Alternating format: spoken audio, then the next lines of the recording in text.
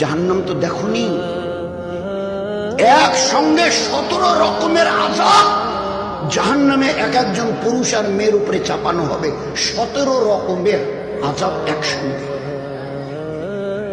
1000 বছর ধরে জাহান্নামের আগুনের জ্বলন, সাপের কামড়, ফেরেশতাদের লাঠির পেটাই, চিৎকার করতে করতে এ আল্লাহ, এ আল্লাহ, এ আল্লাহ, মরে গেলাম, আর বরদাস্ত হচ্ছে না, হয় এখান থেকে বাঁচাও, হয় বাঁচাও, আর নয়তো মেরে শেষ করে দাও, এই আযাব আর সহ্য করতে পারছি না।